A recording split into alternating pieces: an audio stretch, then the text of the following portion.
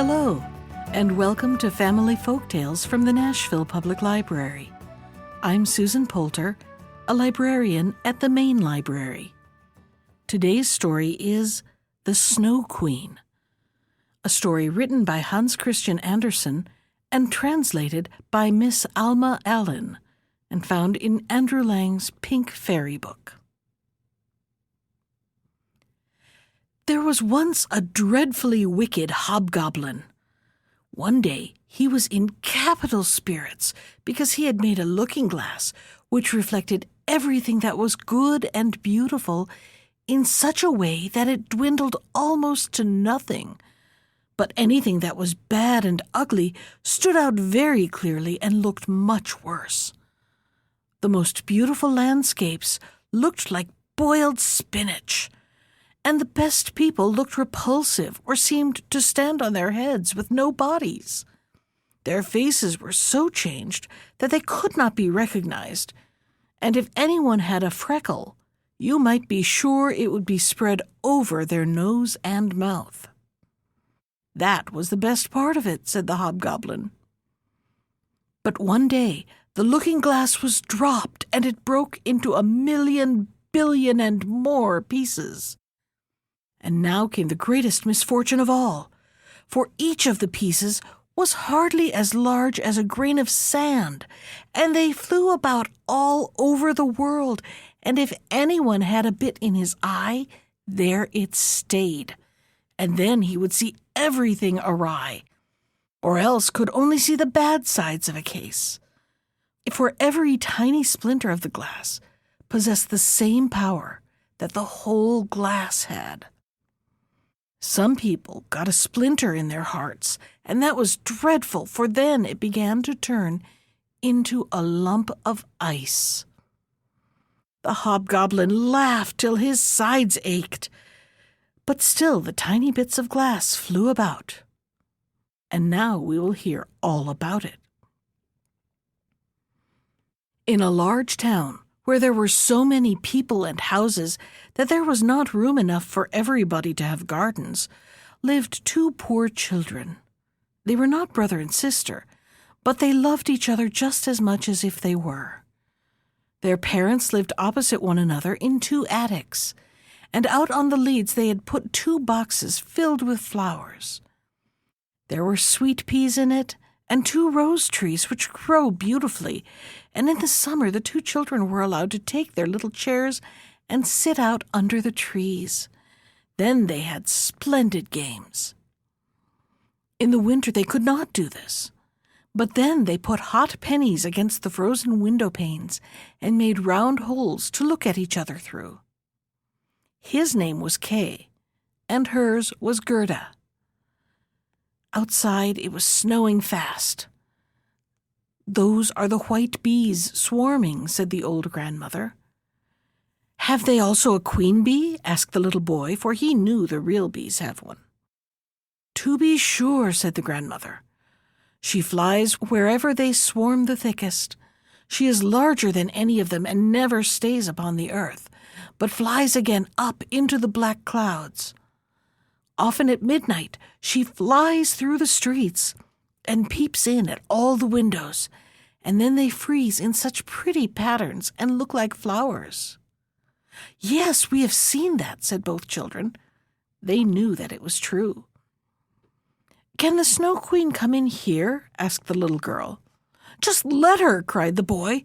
"I would put her on the stove and melt her." But the grandmother stroked his hair and told some more stories. In the evening, when little Kay was going to bed, he jumped on the chair by the window and looked through the little hole. A few snowflakes were falling outside, and one of the largest lay on the edge of one of the window boxes. The snowflake grew larger and larger, till it took the form of a maiden dressed in finest white gauze. She was so beautiful and dainty, but all of ice, hard, bright ice. Still, she was alive. Her eyes glittered like 2 clear stars, but there was no rest or peace in them. She nodded at the window and beckoned with her hand. The little boy was frightened and sprang down from the chair. It seemed as if a great white bird had flown past the window. The next day there was a harder frost than before. Then came the spring, then the summer, when the roses grew and smelled more beautifully than ever. Kay and Gerda were looking at one of their picture books.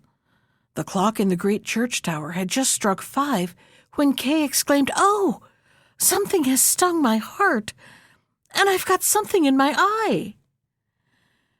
The little girl threw her arms round his neck. He winked hard with both his eyes. No, she could see nothing in them. "I think it is gone now," said he. But it had not gone. It was one of the tiny splinters of the glass of the magic mirror which we have heard about, that turned everything great and good reflected in small and ugly. And poor Kay also had a splinter in his heart, and it began to change into a lump of ice. It did not hurt him at all, but the splinter was there all the same. "Why are you crying?" he asked. "It makes you look so ugly. There's nothing the matter with me. Just look.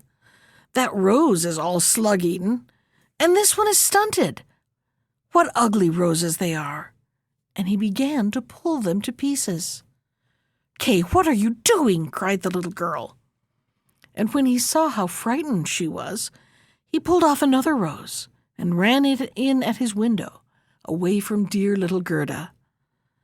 When she came later on with the picture book, he said that it was only fit for babies.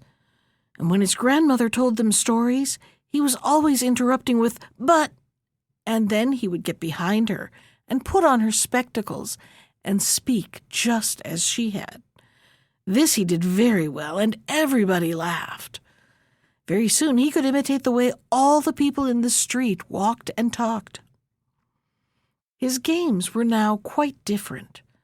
On a winter's day he would take a burning glass and hold it out on his blue coat and let the snowflakes fall on it. "Look in the glass, Gerda. Just see how regular they are. They are much more interesting than real flowers. Each is perfect. They are all made according to rule. If only they did not melt." One morning Kay came out with his warm gloves on, and his little sledge hung over his shoulder. He shouted to Gerda, "I am going to the marketplace to play with the other boys." And away he went. In the marketplace, the boldest boys used often to fasten their sledges to the carts of the farmers, and then they got a good ride. When they were in the middle of their games, there drove into the square a large sledge, all white, and in it sat a figure dressed in a rough white fur pelisse, with a white fur cap on. The sledge drove twice round the square, and Kay fastened his little sledge behind it and drove off. It went quicker and quicker into the next street. The driver turned round and nodded to Kay in a friendly way, as if they had known each other before. Every time that Kay tried to unfasten his sledge, the driver nodded again, and Kay sat still once more. Then they drove out of the town, and the snow began to fall so thickly that the little boy could not see his hand before him, and on they went. He quickly unfastened the cord to get loose from the big sledge, but it was of no use. His little sledge hung on fast, and it went on like the wind. Then he cried out, but nobody heard him. He was dreadfully frightened. The snowflakes grew larger and larger till they looked like great white birds. All at once they flew aside. The large sledge stood still, and the figure who was driving stood up. The fur cloak and cap were all of snow. It was a lady, tall and slim and glittering. It was the Snow Queen. "We have come at a good rate," she said, "but you are almost frozen. Creep in under my cloak." And she set him close to her in the sledge and drew the cloak over him. He felt as though he were sinking into a snowdrift. "Are you cold now?" she asked, and kissed his forehead. The kiss was cold as ice, and reached down to his heart, which was already half a lump of ice. "My sledge! Don't forget my sledge!" He thought of that first, and it was fastened to one of the great white birds who flew behind with the sledge on its back. The Snow Queen kissed Kay again, and then he forgot all about little Gerda, his grandmother, and everybody at home. "Now I must not kiss you any more," she said, "or else I should kiss you to death." Then away they flew over forests and lakes, over sea and land.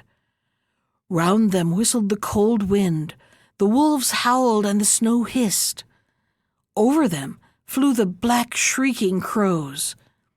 But high up the moon shone large and bright, and thus Kay passed the long winter night. In the day, he slept at the Snow Queen's feet. But what happened to little Gerda when Kay did not come back? What had become of him? Nobody knew. The other boys told how they had seen him fasten his sledge onto a large one, which had driven out of the town gate. Gerda cried a great deal. The winter was long and dark to her. Then the spring came with warm sunshine. "I will go and look for Kay," said Gerda. So she went down to the river and got into a little boat that was there. Presently the stream began to carry it away. "Perhaps the river will take me to Kay," thought Gerda. She glided down past trees and fields, till she came to a large, cheery garden, in which stood a little house with strange red and blue windows and a straw roof. Before the door stood 2 wooden soldiers who were shouldering arms. Gerda called to them, but they naturally did not answer. The river carried the boat on to the land. Gerda called out still louder, and there came out of the house a very old woman. She leant upon a crutch, and she wore a large sun hat which was painted with the most beautiful flowers. "You poor little girl," said the old woman. And then she stepped into the water, brought the boat in close with her crutch, and lifted little Gerda out. "And now come and tell me who you are and how you came here," she said. Then Gerda told her everything, and asked her if she had seen Kay. But she said he had not passed that way yet, but he would soon come.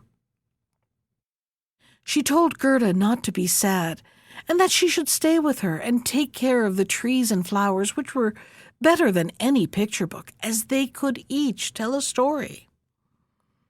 She then took Gerda's hand and led her into the little house and shut the door. The windows were very high, and the panes were red, blue, and yellow, so that the light came through in curious colors. On the table were the most delicious cherries, and the old woman let Gerda eat as many as she liked, while she combed her hair with a gold comb as she ate. The beautiful sunny hair rippled and shone round the dear little face, which was so soft and sweet. "I have always longed to have a dear little girl just like you, and you shall see how happy we will be together." And as she combed Gerda's hair, Gerda thought less and less about Kay, for the old woman was a witch, but not a wicked witch, for she only enchanted now and then to amuse herself, and she did want to keep little Gerda very much. So she went into the garden and waved her stick over all the rose bushes and blossoms and all. They sank down into the black earth, and no one could see where they had been. The old woman was afraid that if Gerda saw the roses, she would begin to think about her own, and then would remember Kay and run away. Then she led Gerda out into the garden. How glorious it was, and what lovely scents filled the air! All the flowers you can think of blossomed there all the year round. Gerda jumped for joy and played there till the sun set behind the tall cherry trees. And then she slept in a beautiful bed with red silk pillows filled with violets. And she slept soundly and dreamed as a queen does on her wedding day. The next day she played again with the flowers in the warm sunshine, and so many days passed by. Gerda knew every flower, but although there were so many, it seemed to her as if one were not there, though she could not remember which. She was looking one day at the old woman's sun hat, which had the painted flowers on it, and there she saw a rose. The witch had forgotten to make that vanish when she had made the other roses disappear under the earth. It was so difficult to think of everything. "Why, there are no roses here," cried Gerda, and she hunted amongst all the flowers, but not one was to be found. Then she sat down and cried, but her tears fell just on the spot where a rose bush had sunk, and when her warm tears watered the earth, the bush came up in full bloom, just as it had been before. Gerda kissed the roses and thought of the lovely roses at home, and with them came the thought of little Kay. "Oh, what have I been doing?" said the little girl. "I wanted to look for Kay." She ran to the end of the garden. The gate was shut, but she pushed against the rusty lock so that it came open. She ran out with her little bare feet. No one came after her. At last she could not run any longer, and she sat down on a large stone. When she looked round, she saw that the summer was over. It was late autumn. It had not changed in the beautiful garden, where were sunshine and flowers all the year round. "Oh dear, how late I have made myself," said Gerda. "It's autumn already. I cannot rest." And she sprang up to run on. Oh, how tired and sore her little feet grew, and it became colder and colder. She had to rest again, and there on the snow in front of her was a large crow. It had been looking at her for some time, and it nodded its head and said, "Caw, caw, good day." And it asked the little girl why she was alone in the world. She told the crow her story, and asked if he had seen Kay. The crow nodded very thoughtfully and said, "It might be, it might be."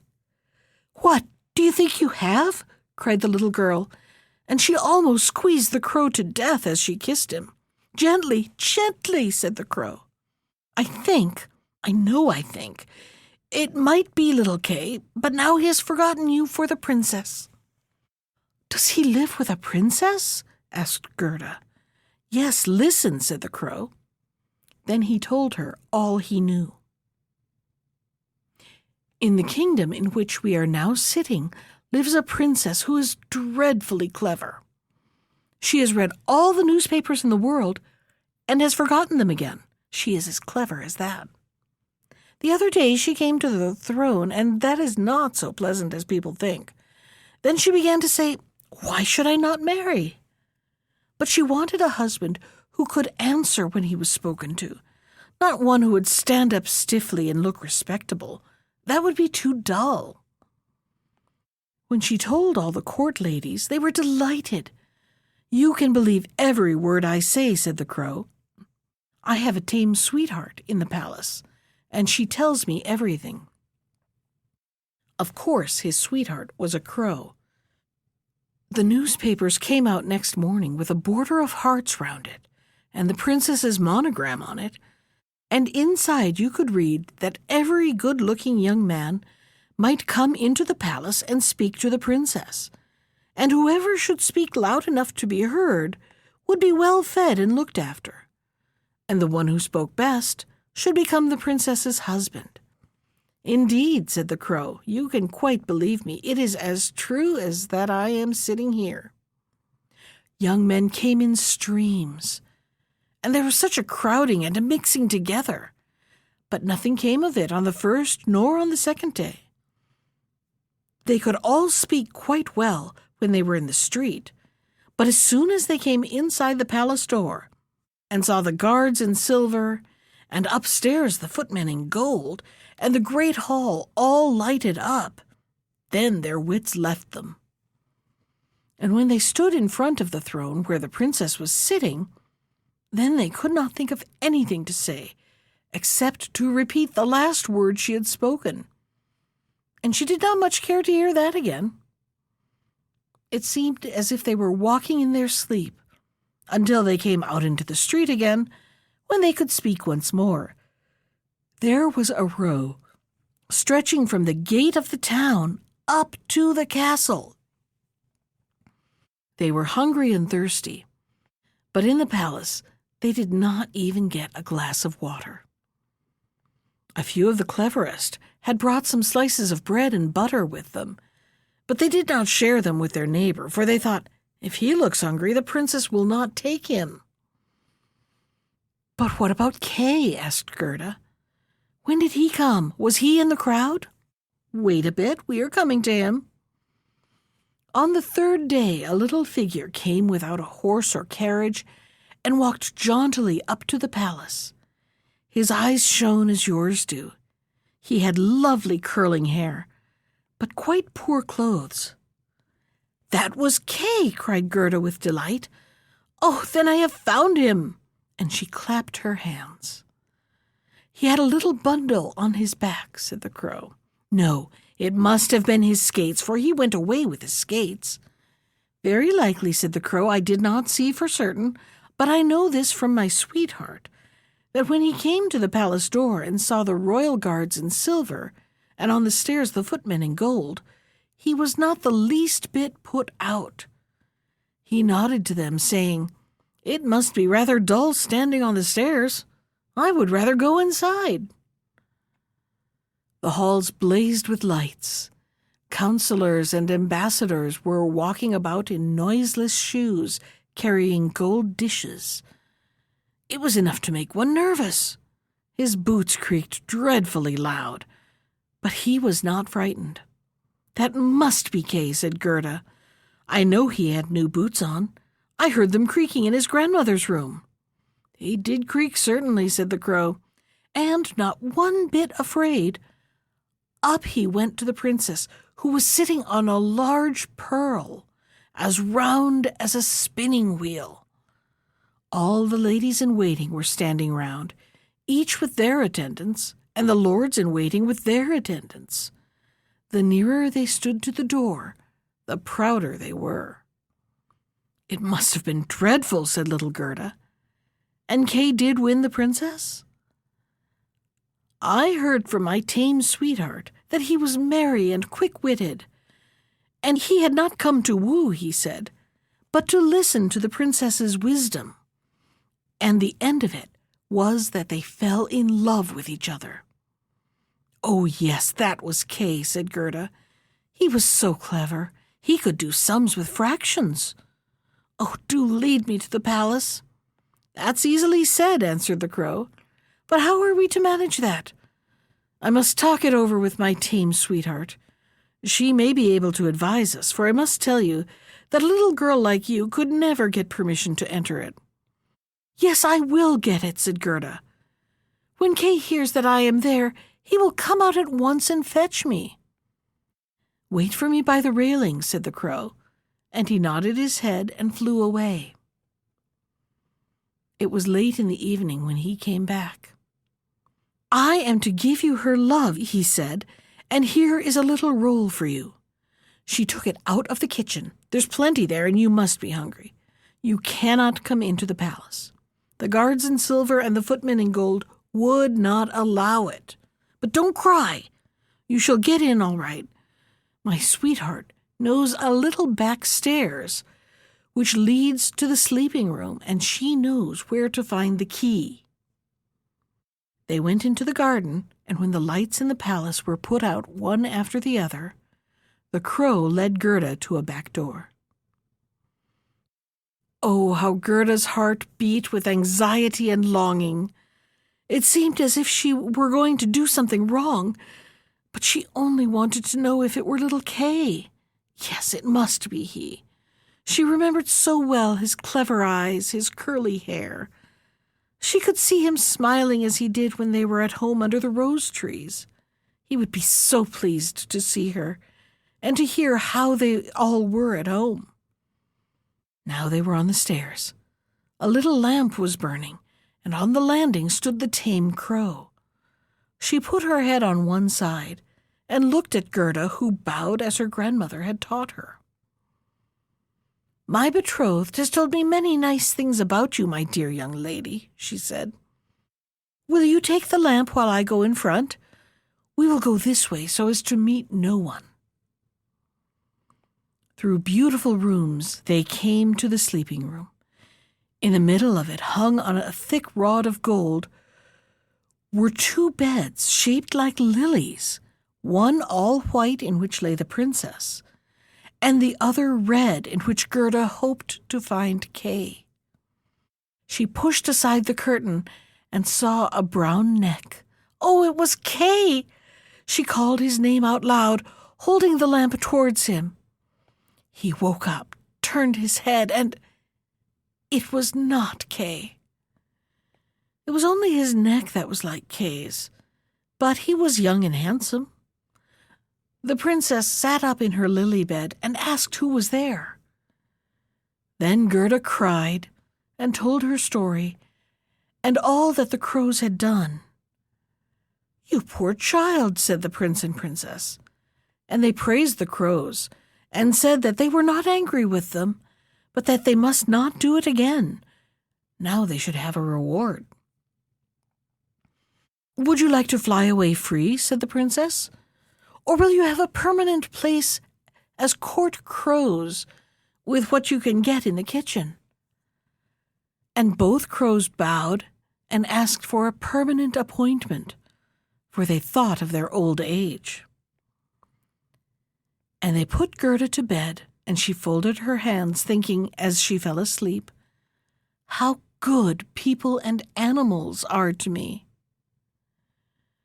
The next day she was dressed from head to foot in silk and satin.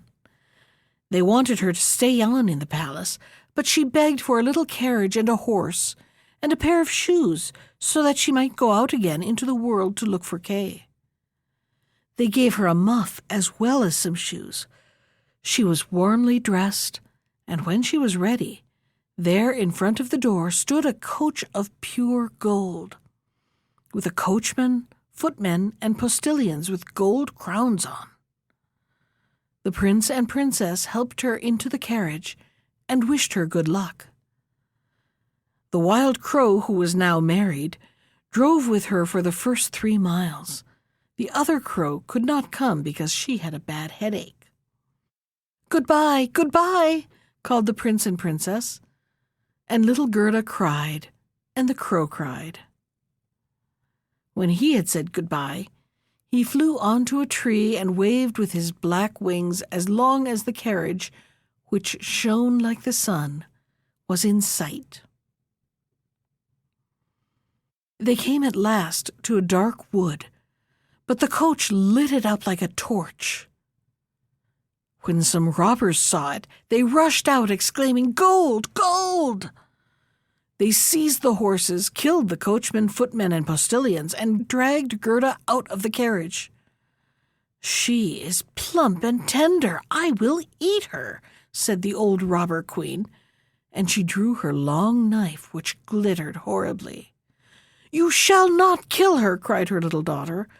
"She shall play with me. She shall give me her muff and her beautiful dress, and she shall sleep in my bed." The little robber girl was as big as Gerda, but was stronger, broader, with dark hair and black eyes. She threw her arms round Gerda and said, "They shall not kill you, so long as you are not naughty. Aren't you a princess?" "No," said Gerda, and she told all that had happened to her, and how dearly she loved little Kay. The robber girl looked at her very seriously, and nodded her head, saying, They shall not kill you, even if you are naughty, for then I will kill you myself." And she dried Gerda's eyes and stuck both her hands in the wonderful warm muff. The little robber girl took Gerda to a corner of the robbers' camp where she slept. All round were more than 100 wood pigeons, which seemed to be asleep, but they moved a little when the two girls came up. There was also nearby a reindeer, which the robber girl teased by tickling it with her long, sharp knife. Gerda lay awake for some time. "Coo, coo," said the wood pigeons. "We have seen little Kay. A white bird carried his sledge. He was sitting in the Snow Queen's carriage, which drove over the forest when our little ones were in the nest. She breathed on them. All except we two died. Coo, coo." "What are you saying over there?" cried Gerda. "Where was the Snow Queen going to? Do you know at all?" "She was probably traveling to Lapland, where there is always ice and snow. Ask the reindeer." "There is capital ice and snow there," said the reindeer. "One can jump about there in the great sparkling valleys. There the Snow Queen has her summer palace, but her best palace is up by the North Pole, on the island called Spitzbergen." "Oh, Kay, my little Kay," sobbed Gerda. "You must lie still," said the little robber girl, "or else I shall stick my knife into you." In the morning, Gerda told her all that the wood pigeons had said. She nodded. "Do you know where Lapland is?" she asked the reindeer. "Who should know better than I?" said the beast, and his eyes sparkled. "I was born and bred there on the snowfields." "Listen," said the robber girl to Gerda. "You see that all the robbers have gone. Only my mother is left, and she will fall asleep in the afternoon. Then I will do something for you." When her mother had fallen asleep, the robber girl went up to the reindeer and said, "I am going to set you free so that you can run to Lapland. But you must go quickly and carry this little girl to the Snow Queen's palace where her playfellow is. You must have heard all that she told about it, for she spoke loud enough." The reindeer sprang high for joy. The robber girl lifted little Gerda up and had the foresight to tie her on firmly, and even gave her a little pillow for a saddle. "You must have your fur boots," she said, "for it will be cold. But I shall keep your muff, for it is so cozy. But so that you may not freeze, here are my mother's great fur gloves. They will come up to your elbows. Creep into them." And Gerda cried for joy. "Don't make such faces," said the little robber girl. "You must look very happy, and here are 2 loaves and a sausage. Now you won't be hungry." They were tied to the reindeer. The little robber girl opened the door, made all the big dogs come away, cut through the halter with her sharp knife, and said to the reindeer, "Run now, but take great care of the little girl." And Gerda stretched out her hands with the large fur gloves towards the little robber girl and said, "Goodbye." Then the reindeer flew over the ground, through the great forest as fast as he could. The wolves howled, the ravens screamed, the sky seemed on fire. "Those are my dear old northern lights," said the reindeer. "See how they shine." And then he ran faster still, day and night. The loaves were eaten, and the sausage also, and then they came to Lapland. They stopped by a wretched little house. The roof almost touched the ground, and the door was so low that you had to creep in and out. There was no one in the house except an old Lapland woman who was cooking fish over an oil lamp. The reindeer told Gerda's whole story, but first he told his own, for that seemed to him much more important, and Gerda was so cold she could not speak. "Ah, you poor creatures," cried the Lapland woman. "You have still further to go. You must go over 100 miles into Finland, for there the Snow Queen lives, and every night she burns Bengal lights. I will write some words on a dried stockfish, for I have no paper, and you must give it to the Finland woman, for she can give you better advice than I can." And when Gerda was warmed and had had something to eat and drink, the Lapland woman wrote on a dried stockfish and begged Gerda to take care of it, tied Gerda securely on the reindeer's back, and away they went again. The whole night was ablaze with northern lights, and then they came to Finland and knocked at the Finland woman's chimney, for doors she had none. Inside it was so hot that the Finland woman wore very few clothes. She loosened Gerda's clothes and drew off her fur gloves and boots. She laid a piece of ice on the reindeer's head and then read what was written on the stockfish. She read it over 3 times till she knew it by heart, and then put the fish in the saucepan, for she never wasted anything. Then the reindeer told his story, and afterwards little Gerda's and the Finland woman blinked her eyes but said nothing. "You are very clever," said the reindeer. "I know.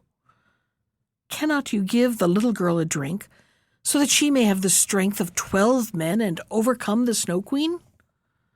"The strength of 12 men," said the Finland woman. "That would not help much. Little Kay is with the Snow Queen, and he likes everything there very much, and thinks it is the best place in the world. But that is because he has a splinter of glass in his heart and a bit in his eye. If these do not come out, he will never be free, and the Snow Queen will keep her power over him." "But cannot you give little Gerda something so that she can have power over her?" "I can give her no greater power than she has already. Don't you see how great she is? Don't you see how men and beasts must help her when she wanders into the wide world with her bare feet? She is powerful already because she is a dear little innocent child. If she cannot by herself conquer the Snow Queen and take away the glass splinters from little Kay, we cannot help her. The Snow Queen's garden begins 2 miles from here. You can carry the little maiden so far, put her down by the large bush with red berries growing in the snow. Then you must come back here as fast as you can." Then the Finland woman lifted little Gerda on the reindeer, and away he sped. "Oh, I have left my gloves and boots behind," cried Gerda. She missed them in the piercing cold, but the reindeer did not dare to stop. On he ran till he came to the bush with red berries. Then he set Gerda down and kissed her mouth, and great big tears ran down his cheeks. And then he ran back. There stood poor Gerda, without shoes or gloves in the middle of the bitter cold of Finland. She ran on as fast as she could. A regiment of gigantic snowflakes came up against her, but they melted when they touched her, and she went on with fresh courage. And now we must see what Kay was doing. He was not thinking of Gerda, and never dreamt that she was standing outside the palace. The walls of the palace were built of driven snow, and the doors and windows of piercing winds. There were more than 100 halls in it, all of frozen snow. The largest was 7 miles long. The bright northern lights lit them up, and very large and empty and cold and glittering they were. In the middle of the great hall was a frozen lake which had cracked into 1,000 pieces. Each piece was exactly like the other. Here the Snow Queen used to sit when she was at home. Little Kay was almost blue and black with cold, but he did not feel it, for she had kissed away his feelings, and his heart was a lump of ice. He was pulling about some sharp, flat pieces of ice, and trying to fit one into the other. He thought each was the most beautiful, but that was because of the splinter of glass in his eye. He fitted them into a great many images, but he wanted to make them spell the word love. The Snow Queen had said, "If you can spell out that word, you shall be your own master. I will give you the whole world and a new pair of skates." But he could not do it. "Now I must fly to warmer countries," said the Snow Queen. "I must go and powder my black kettles." This was what she called Mount Etna and Mount Vesuvius. "It does the lemons and grapes good." And off she flew, and Kay sat alone in the great hall trying to do his puzzle. He sat so still that you would have thought he was frozen. Then it happened that little Gerda stepped into the hall. The biting cold winds became quiet as if they had fallen asleep when she appeared in the great empty freezing hall. She caught sight of Kay. She recognized him and ran and put her arms round his neck, saying, "Kay, dear little Kay, I have found you at last." But he sat quite still and cold. Then Gerda wept hot tears, which fell on his neck and thawed his heart and swept away the bit of the looking-glass. He looked at her, and then he burst into tears. He cried so much that the glass splinter swam out of his eye. Then he knew her and cried out, "Gerda, dear little Gerda, where have you been so long, and where have I been?" And he looked round him. How cold it is here! How wide and empty! And he threw himself on Gerda, and she laughed and wept for joy. It was such a happy time that the pieces of ice even danced round them for joy. And when they were tired and laid down again, they formed themselves into the letters that the Snow Queen had said he must spell in order to become his own master and have the whole world and a new pair of skates. And Gerda kissed his cheeks, and they grew rosy. She kissed his eyes, and they sparkled like hers. She kissed his hands and feet, and he became warm and glowing. The Snow Queen might come home now, his release. The word love stood written in sparkling ice. They took each other's hands and wandered out of the great palace. They talked about the grandmother and the roses on the leads. Wherever they came, the winds hushed, and the sun came out. When they reached the bush with red berries, there stood the reindeer waiting for them. He carried Kay and Gerda first to the Finland woman, who warmed them in her hot room and gave them advice for their journey home. Then they went to the Lapland woman, who gave them new clothes and mended their sleigh. The reindeer ran with them until they came to the green fields, fresh with the spring green. Here he said goodbye. They came to the forest, which was bursting into bud, and out of it came a splendid horse which Gerda knew. It was the one which had drawn the gold coach ridden by a young girl with a red cap on and pistols in her belt. It was the little robber girl who was tired of being at home and wanted to go out into the world. She and Gerda knew each other at once. "You are a nice fellow," she said to Kay. "I should like to know if you deserve to be run all over the world." But Gerda patted her cheeks and asked after the prince and princess. "They are traveling about," said the robber girl. "And the crow?" "Oh, the crow is dead," answered the robber girl. "His tame sweetheart is a widow, and hops about with a bit of black crape tied around her leg. She makes a great fuss, but that is all nonsense. But tell me what happened to you and how you caught him." And Kay and Gerda told her all. "Dear, dear," said the robber girl, shook both their hands, and promised that if she came to their town, she would come and see them. Then she rode on. But Gerda and Kay went home hand in hand. There they found the grandmother and everything just as it had been. But when they went through the doorway, they found they were grown up.